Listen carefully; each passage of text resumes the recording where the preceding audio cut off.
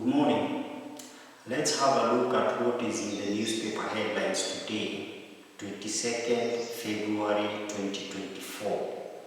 Daily Nation. Exposed. 149 MPs who failed Kenyans. The Standard. Exposed. Shillings 883 million scam universities. The Star.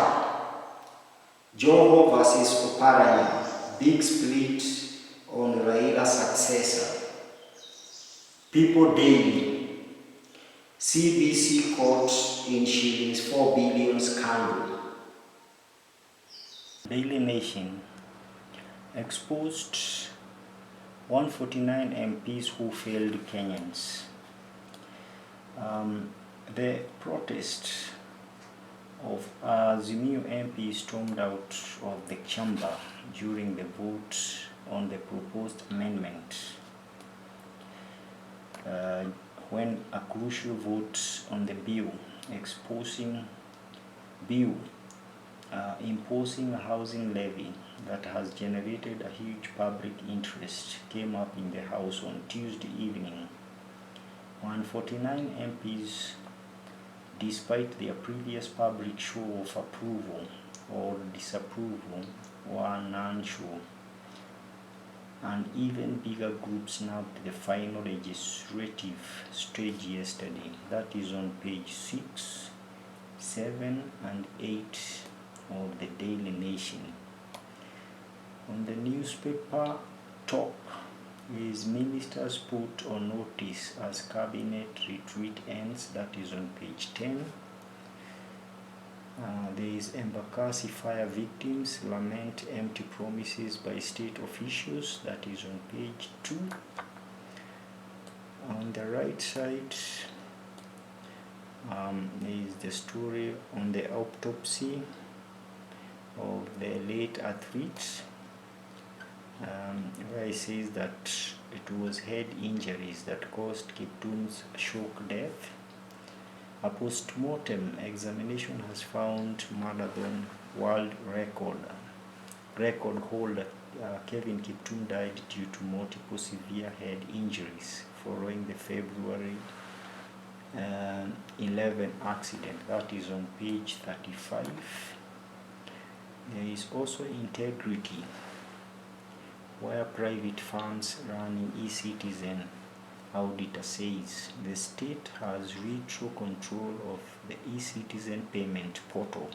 Auditor General Nancy Gathungu has said, warning that this could compromise accountability of the billions of shillings processed through a platform. That is on the back page. At the bottom of the newspaper is a roadmap to fix debt mess payment suppliers, where yesterday marked a significant financial milestone for Kenya as we successfully settled the buyback of a substantial part of the dollars 2 billion of 2014 Eurobonds that were scheduled to mature on 24th June 2024 by paying $1.4 billion raised on 12th February 2024.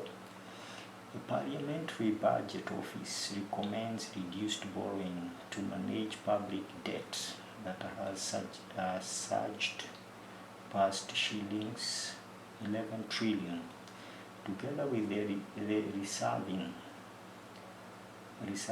20% budgetary allocation for the staggered payment of shillings 794 billion owned by suppliers to boost private sectors producing productivity. The economic experts say the country could begin to turn the tide way out of debt hole. There is number 1, where borrowing should not exceed shillings 722 billion in the 2024-2025 financial year. Number 2 is allocation of shillings 150 billion annually of the next 5 years to pay suppliers and boost private sector. Number 3 is transparent government plan on depreciating shillings as well as Eurobond payment. Number 4 is targeted investment across export businesses, including Hustler Fund support to specific exporters. And number 5 is to tighten control on emergency government spending, like shillings 47 billion rejected by controller of budget. Those are the ways of the roadmap to the fixed debt mesh supply. Exposed shillings 883 million scam universities. Parliament is investigating how higher than Education Placement Agency KUCCPS disbursed shillings 888 million to finance students who had already graduated from private university following Auditor General Nancy Gadungu's liberation. That is on page 2. On top of the paper is the debt repayment swallow of 98% of January revenues. There is Ruto adds shillings 3 trillion to public debt. Parenting, YouTuber thrown in. On the top right of the newspaper is Raila succession.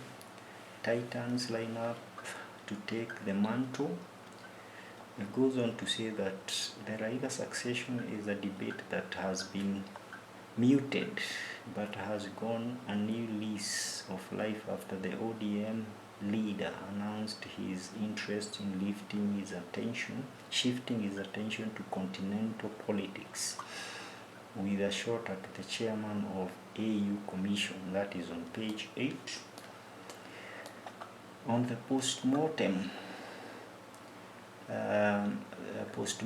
reveals how Kiptum died. Chief government pathologist Johansen Odul says the marathon world record holder had skull fractures and broken ribs in an accident that also killed his coach. That is on page 13. And then there is Ruto MPs ram the House bill through Parliament. It goes on to say that opposition MPs walk out of House as Parliament. Opposition MPs walk out of the House as President William Ruto scores his third and crucial win with the passage of the Affordable Housing Bill 2023 that introduced new taxes to the Kenyan Fund. The head of state's pet project, that is on a national page 4. On the Star, Joho versus Oparanya, big split on the Raila successor. Leading ODM insiders differ on who should take over as former PM eyes AU top job. That is on page 6. On top of the paper is about big financial blow. Private varsities to refund shillings to 219 million as MP start investigation. There is marauding Tana River Jumbo translocated to Tsavo National Park. So you see pictures there of that elephant. At the bottom of the paper is the LSK race where Faith Odhiambo on her bid to become LSK 51st president. That is on page 9. Weather updates. Heavy rains are coming for March to May in most parts of the country. That is the weatherman. You'll find that on page 2. Service delivery. How Governor Sakaja intends to spend to shillings 42.8 million in proposed budget, that is on page 10. People Daily, CBC caught in shillings 4 billion scandal. At the bottom there is Labongo management did not provide explanation on specific procurement methods used and how suppliers were identified. 1.6 amount of the money in Kenya billions used as scholarships. Corruption. Auditor General reveals that ministry cannot account for the cash meant for construction of classrooms. That will be on page 4. On the top of the People Daily is expert says that Kiptum died of head injuries. Page 9, pathologist says fractures signals that fallen marathon was on the wheel. 10 ways to beat scorching heat, that is on page 20. MPs pass housing levy bill despite protest, that is on page 2. On the right side of the paper is drama as Sacco boss Gakuyo arrested.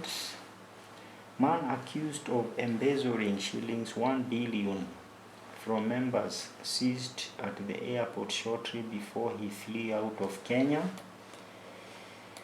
And that's what we have in today's daily. Do have a blessed day. Bye for now.